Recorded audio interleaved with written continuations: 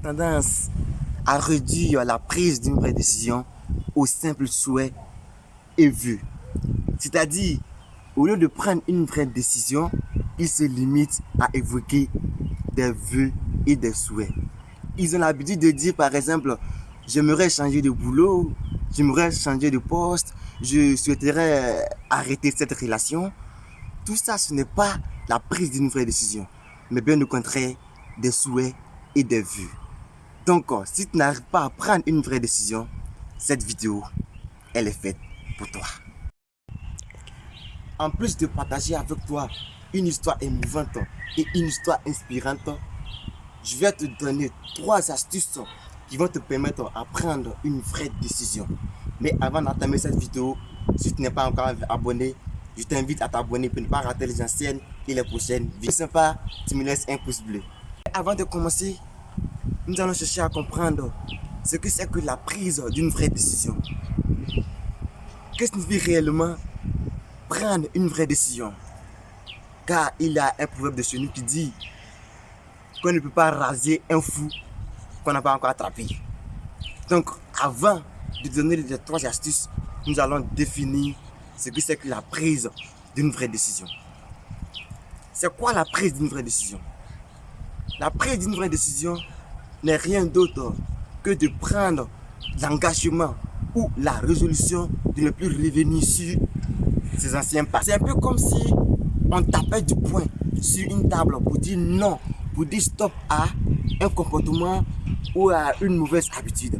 C'est un peu ça, la prise d'une vraie décision. Astuce numéro 1, pouvoir prendre une vraie décision. Pouvoir prendre une vraie décision, il faut d'abord réfléchir sur la décision que tu veux prendre.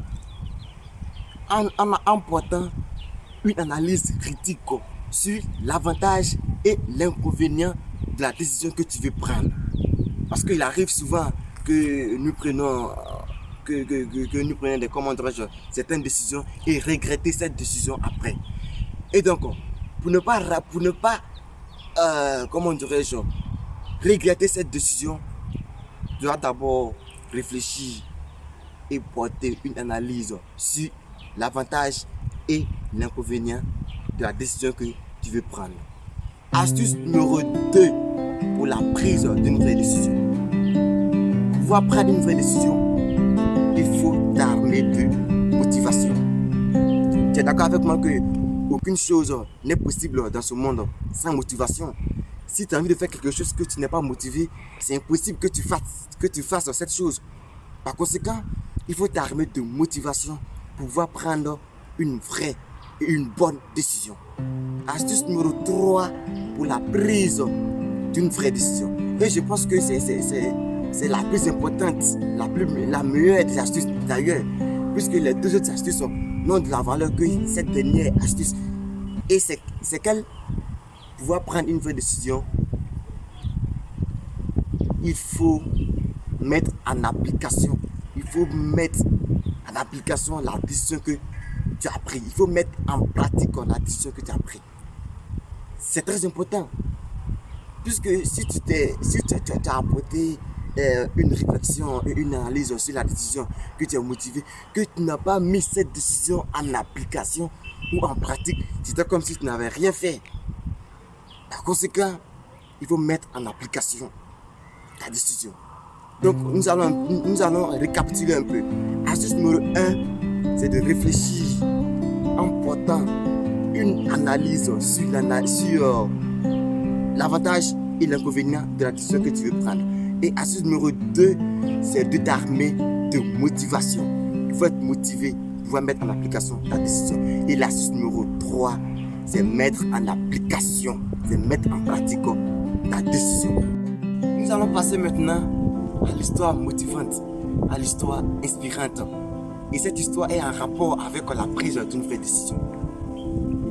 Il y avait un monsieur qui vivait dans un village.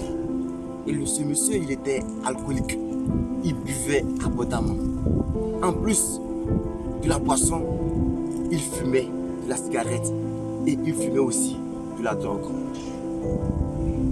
À chaque fois, en fait, c'était devenu une habitude pour lui. À chaque fois, il est saoulé, il fait des conneries. Et tout le village avait une image négative de ce monsieur. Parfois, il tombait, il se blessait et tout cela. Et il était négligé constamment par les villageois à cause de ce comportement. Et un jour, ce monsieur décida de stopper cette mauvaise habitude. Au début, c'était pas facile, puisque l'habitude est une seconde nature. Donc il était habitué. Et c'était pas facile pour lui de stopper cela. Mais la première semaine, il a pu se porter. Deuxième semaine, il a tombé. Et tu es d'accord avec moi qu'une habitude s'incarne en moins de 21 jours. Donc après les 3 semaines, le monsieur, il a pu continuer sa décision qu'il avait prise. Et 2 mois après, voire 3 mois après, il a commencé à travailler pour lui-même. Il a commencé à entreprendre. Et 2 ans après, le monsieur est devenu vachement riche. Et ceux qui se moquaient de lui venaient parfois même lui demander du crédit. Tu vois, tout ça, c'est dû à quoi? C'est dû à la prise d'une vraie décision. Il a décidé, et il a vraiment décidé. Il a pu mettre en pratique sa décision. Et aujourd'hui, il est libre financièrement. Tout ça grâce à la prise d'une vraie et une bonne décision. Donc, si tu as envie de stopper ton boulot, si tu as envie de changer de poste, si tu as envie de stopper une relation, il faut prendre une vraie et une bonne décision. Il faut te décider, car tu es le seul responsable de ta vie. Oui, tu ne vis pas ta vie avec les autres, tu vis ta vie pour toi. Donc il faut savoir prendre des vraies décisions pour pouvoir changer le cours de ta vie. Oui. Et si c'était Adamson. À la prochaine pour d'autres vidéos. Et n'oublie pas, le risque est un signe de réussite. Merci.